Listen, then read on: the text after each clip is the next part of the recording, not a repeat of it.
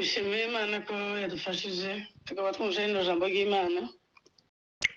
Twatangiriye mu ndirimbo imperuko yayivuga muri wa mbere yavuze ngo tugerageza kubuza inama mbi z'ibyaha ariko tukaguma tukabibonamo.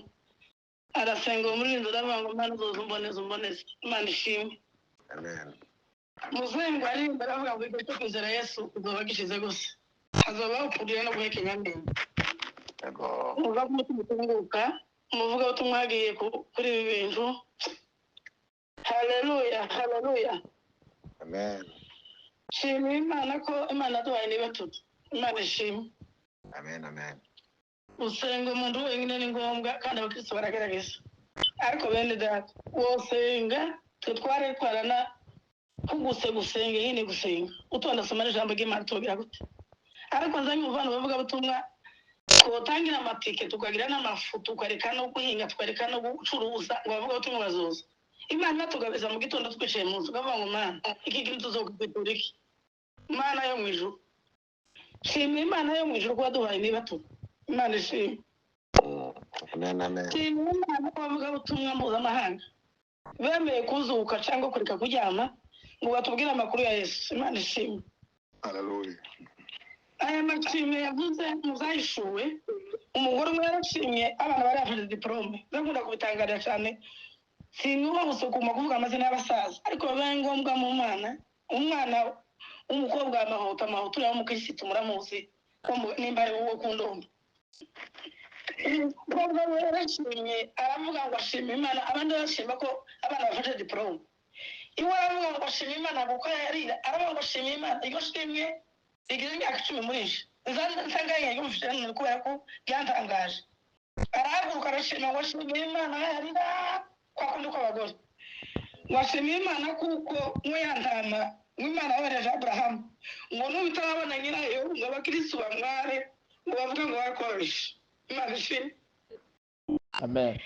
Gashimwe mu mutima twigeze indirimbo ivuga ngo hari amakuru meza ngo umengo n'abagenzi bazerera kure y'iwabo ngo yuko umukiza wacu yenda kugaruka kandi azima ingoma ye. Haleluya. Amen. Akabanga ibituro by'abera byose uko bingana. Haleluya. Zose bizobindurwa kandi intego y'abasinziriye kuzimu bazongera tuye mu isitu yahinduwe. Imana ishimwe. Amen. Haleluya, haleluya. Amen. Twamenyereye amashimwe nk'umukikira wo kukibira gusa ngo asande ko abantu bazasande ko bashatse asande ko bafashe amadiplome ariko duhinduresheje. Haleluya. Yavuze ngo tunezerwe twishime. Haleluya, haleluya. Mana ndagushimiye shimega neza mu kimbere y'amaso yawe. Ndagushimiye mwami uzi ko nari bitekirize gutanga yari ngukumbuye bese. Ndagushimiye ko tubunenge nabera. Ndagushimiye kuko uwo munsi wegereje kandi uratureba. Imana yaje bijuru we muri nzigitwari yarose ngo nakariwe Yesu nitaka. Haleluya. Haleluya, haleluya. Aravuga ngo haleluya, haleluya. Zakapotimia siku za huduma yako. Haleluya, haleluya.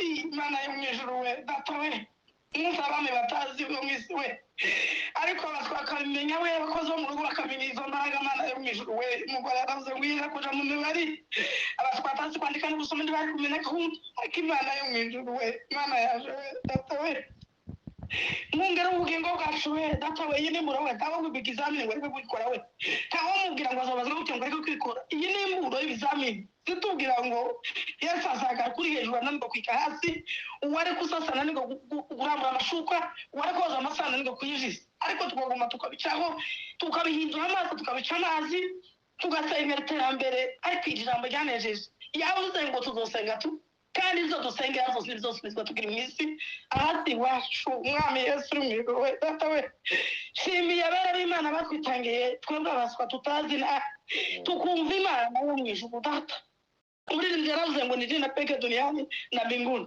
linaloweza kututosha kwa chochote. Sifa kwa Mungu. Mungu katika yetu tumebarikiwa hata mwisho. Haleluya, haleluya. Imana ihimbazwe, Imana ishimwe n'umwana wayo. Imana ihimbazwe habere gutahura.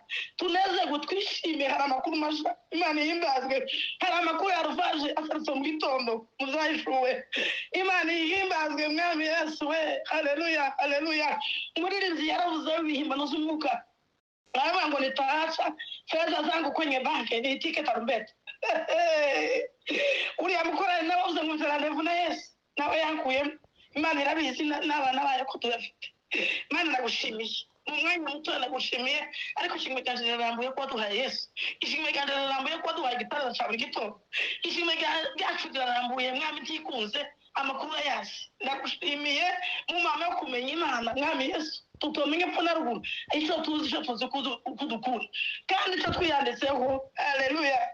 Munsi yo kuzuka abapfuye bazazuka. Yaravuze ngo abapfuye bumva nibo bazumva, abari basanzwe bumva nibo bazumva. Abantu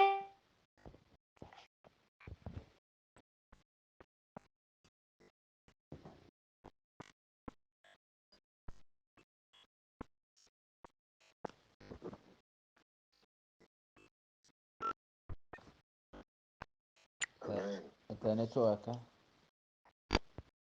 Tuna wakamwambia uondoke nchi hii Sodoma, uende nchi nyingine haraka.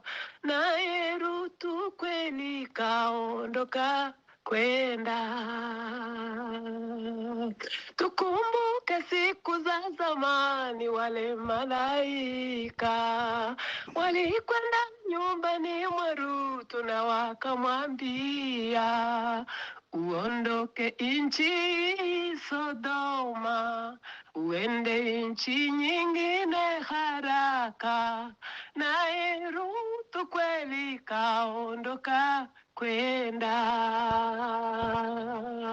Na siku hizi twazilinganisha siku za Lutu. Watu walipenda dunia na kumdharau Baba Mungu wa mbinguni, aliwateketeza wote. Tazameni mke wake Lutu alipogeuka nyuma yake akaangalia, akawa nguzo ya chumvi milele. Ndugu zangu, tusiangalie nyuma. Na siku hizi twazilinganisha siku za Lutu. Watu walipenda dunia na kumdharau Baba Mungu wa mbinguni, aliwateketeza wote.